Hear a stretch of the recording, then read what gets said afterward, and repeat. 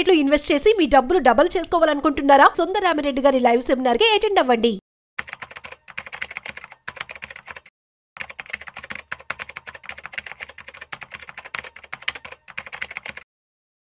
నమస్తే అండి, welcome to Suman TV. నేను వెల్లి చక్రధర్. ఇవాళ చాలామంది నాకు కాల్ చేస్తున్నారండి. అడిగే క్వశ్చన్ ఏంటంటే, మాకు ఈ హెల్త్ ఇన్సూరెన్స్ ఏవైతే ఈ టర్మ్ ప్లాన్స్ ఉన్నాయో ఇవి మనకి ఈ వార్లో కనుక మనకి ఏదన్నా జరిగితే, అంటే ఇప్పుడు చూడండి ప్రస్తుతం అంతా ప్యానిక్గా ఉంది సిచ్యువేషన్ ఇండియాలో. సో ఇట్లాంటి వార్ సిచ్యువేషన్ వచ్చింది. ఇట్లాంటి టైంలో కనుక ఎవరన్నా సివిలియన్స్ కనుక ప్రాణాలు కోల్పోతే ఇట్లాంటి వార్ వల్ల మనకి ఏదన్నా టర్మ్ ప్లాన్ తీసుకున్నాం కదా, 1 crore పాలసీ మనకి ఏమైనా వర్క్ అవుతుందా, మనకి ఏమైనా కుటుంబానికి వర్క్ అవుతుందా, అలాగనే ఏమైనా ఇంజూరీస్ కనుక జరిగితే ఈ ఇంజూరీస్ని మన హెల్త్ ఇన్సూరెన్స్ ప్లాన్స్లో ఏమైనా కవర్ అవుతాయా అని అడుగుతున్నారు. చూడండి, మనం బాగా గుర్తుంచుకోవాలి. ఎట్లాంటి వార్ వల్ల కానివ్వండి, లేదా ఏదైనా టెర్రరిస్ట్ యాక్టివిటీస్ వల్ల కానివ్వండి, మన ప్రాణాలు కోల్పోవటం కానివ్వండి, లేకపోతే ఇంజూరీస్ జరగడం కానివ్వండి, ఇట్లాంటివన్నీ కూడా మనకి హెల్త్ ఇన్సూరెన్స్లో కానివ్వండి, అలాగే టర్మ్ ప్లాన్స్లో కానివ్వండి కవర్ అవ్వవు. వాళ్ళు ఈ క్లాస్ క్లియర్గా రాసి పెట్టారు. ఎట్లాంటి వార్ యాక్టివిటీస్లో కనుక మనకి వచ్చిన క్లెయిమ్స్ అయితే మేము ఇవ్వమని చెప్తున్నారండి. సో చూడండి, మనకు జాగ్రత్తగా ఉండాలండి. మనం ఇట్లాంటి టైంలో క్రౌడెడ్గా ఉన్న ప్లేసెస్లో వెళ్లకుండా అవసరం ఉంటేనే బయటకు వెళ్ళటం, సో అవసరమైతేనే మనం ప్రయాణాలు చేయటం, ఇట్లాంటివన్నీ చేయాలండి. మనం కొంచెం జాగ్రత్తలో ఉండాలి. మనకి ఎటువంటి కవరేజ్ అయితే లభించదు. ఐదర్ టర్మ్ ఇన్సూరెన్స్ ప్లాన్స్లో కానివ్వండి, హెల్త్ ఇన్సూరెన్స్ ప్లాన్స్లో కానివ్వండి మనకి అయితే కనిపించదు. సో ఇప్పుడు ఈవెన్ ఐఆర్డీఏ కూడా మనకి రీసెంట్గా రిపోర్ట్స్ అయితే బాగా చెప్తున్నాయండి. ఇండియాలో ఇంకా పెనిట్రేషన్ బాగా అవ్వలేదు. ఆల్మోస్ట్ ఇన్ని హెల్త్ ఇన్సూరెన్స్ కంపెనీస్ ఉన్నాయి. సో ఇన్ని హెల్త్ ఇన్సూరెన్స్ కంపెనీస్ ఉన్నా కూడా ఇంకా పెనిట్రేషన్ అనేది అంత ఫాస్ట్గా అవ్వట్లేదు. గత 10 yearsతో పోలిస్తే ఇప్పుడు చాలా డౌన్లోనే ఉంది. ఏమైంది అని చెప్తున్నారు. ఐఆర్డీఏ వాళ్ళు చాలా సీరియస్గా ఉన్నారు ఈ విషయంలో. చూడండి, చాలామంది కూడా ఒక 10 years బ్యాక్, 5 years బ్యాక్ ఎవరైతే పాలసీ హోల్డర్స్ ఉన్నారో ఇప్పుడు కూడా అంతమంది పాలసీ హోల్డర్స్ ఉన్నారు కానివ్వండి, ఆ సంఖ్య పెరగట్లేదు. ఉన్న ఈ హెల్త్ ఇన్సూరెన్స్లో ఉన్న ఈ పాలసీ హోల్డర్లు అందరూ కూడా ఈ చూడండి, సపోజ్ వేరే కంపెనీలో ఐసిఐసిఐలో ఉన్న వాళ్ళందరూ హెచ్డిఎఫ్సికి మూవ్ అవటం, హెచ్డిఎఫ్సిలో సరిగ్గా మాకు క్లెయిమ్స్ రావట్లేదు, హెచ్డిఎఫ్సి ఇరుగులో క్లెయిమ్స్ రావట్లేదు అని చెప్పి కేర్కి వెళ్ళటం, కేర్ పాలసీ హోల్డర్లు అందరూ రెల్లిగేర్కి వెళ్ళటం, అలాగే మన సిగ్మా మణిపాల్ కావచ్చు, అలాగే స్టార్ హెల్త్ ఇన్సూరెన్స్ కావచ్చు, ఇట్లా ఈ కంపెనీస్లోనే వాళ్ళు తిరుగుతున్నారండి పోర్టబిలిటీ రూపంలో. చూడండి, ప్రతి ఒక్క కంపెనీస్లో కూడా ఇష్యూస్ అయితే ఉన్నాయి. మా దగ్గర మేము 20 ఏళ్ల నుంచి ఇదే ఫీల్డ్లో ఉన్నాము, చాలా ఇన్సూరెన్స్లో ఉన్నాము, చాలా కంపెనీస్ ఇన్సూరెన్స్లో మేము డీల్ చేస్తుంటాము. ప్రతి ఒక్క ఇన్సూరెన్స్ కంపెనీలో కూడా మనకి కొద్ది గొప్ప అయితే క్లెయిమ్స్ రాకుండా ఉంటాయి, ఇష్యూస్ అయితే ఉంటాయండి. ప్రతి ఒక్క కంపెనీకి ఇష్యూస్ ఉంటాయి. మేము బాగా పరిశోధిస్తే మాకు తెలిసింది ఏంటంటే, ఇన్సూరెన్స్ కంపెనీస్లో కూడా కొంచెం ప్రాబ్లం 50% ఉంటే 50% ఈవెన్ కస్టమర్స్లో కూడా వాళ్ళు ఇచ్చిన ఇన్ఫర్మేషన్ జెన్యూన్గా లేకపోవడం వల్ల, వాళ్ళకి తెలియకుండానే ఒక రాంగ్ ఇన్ఫర్మేషన్ ఇవ్వడం వల్ల కూడా క్లెయిమ్స్ రావడం అనేది జరగట్లేదు.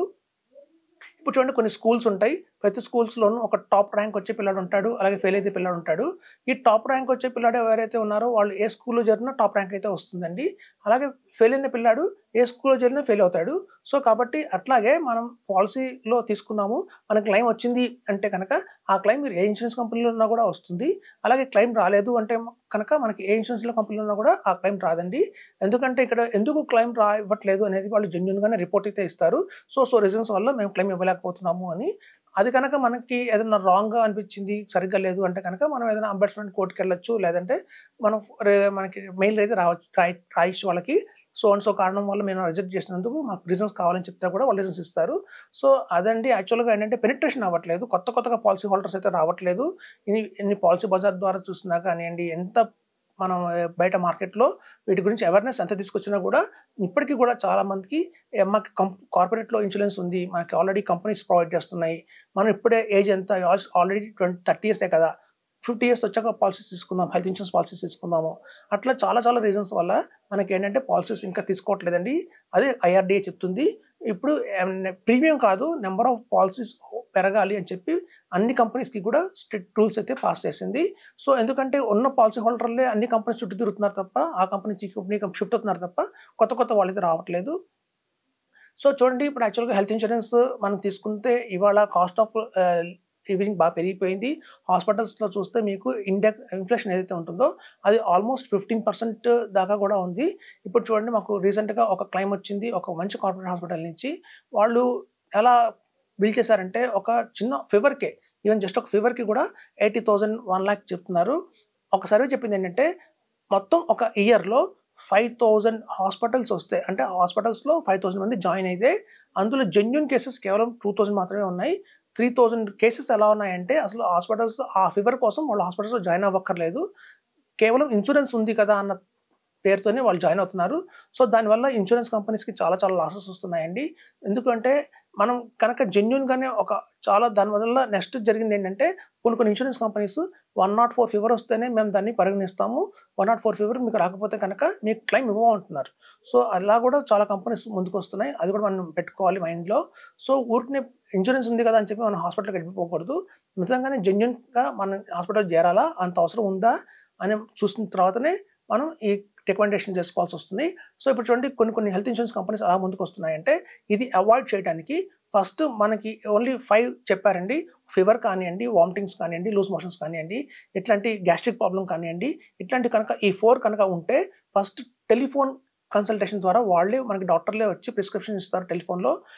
అవ్వట్లేదు అంటే ఒక డాక్టరు, ఒక నర్స్ మన ఇంటికే వస్తారండి. మన ఇంటికే వచ్చి ఆ ట్రీట్మెంట్ అనేది చేస్తారు. వాళ్ళు చెప్తారు ఈ 3 డేస్ తర్వాత ఇది ఇంకా తగ్గట్లేదు. మీరు హాస్పిటలైజ్డ్ అవ్వండి అని చెప్పి వాళ్ళు చెప్తారు. అప్పుడు కనుక మనం హాస్పిటల్‌లో అడ్మిట్ అయితే ఇట్లాంటి అన్నెసెసరీ ఈ అడ్మిషన్స్ అన్నీ ఆపడానికి అవుతుంది. సో, తద్వారా ఇప్పుడు చాలా ఇన్స్యూరెన్స్ కంపెనీస్ ఇలాంటి ఆఫర్స్‌ని ముందుకు తీసుకొస్తున్నాయి.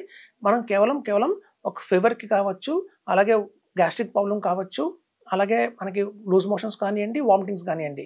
ఈ 4 కనుక సింప్టమ్స్‌తో హెవీగా ఉన్నప్పుడు డాక్టర్సే మన ఇంటికి వస్తున్నారు ఇవాళ. సో, డాక్టర్స్, ఒక నర్స్ కూడా వస్తారు. మనకి ప్రిస్క్రిప్షన్ ఇస్తారు. మెడిసిన్స్ కూడా ఇంట్లోనే ఇస్తారు. ట్రీట్మెంట్ కూడా ఇంట్లోనే జరుగుతుంది. సో, ఇలా చేసుకున్న క్లెయిమ్ ఇది కూడా మనకి ఇంపాక్ట్ ఉండదు మన క్లెయిమ్‌లో. సో, మనకి నో క్లెయిమ్ బోనస్ అనేది వస్తుంది తద్వారా. సో, మనకి ట్రీట్మెంట్ కూడా అప్పుడు ఇంటికొచ్చిన డాక్టర్ చెప్తారు. మనం హాస్పిటల్‌లో అడ్మిట్ అవ్వాలి అంటే అప్పుడు మనం అడ్మిట్ అవ్వచ్చు.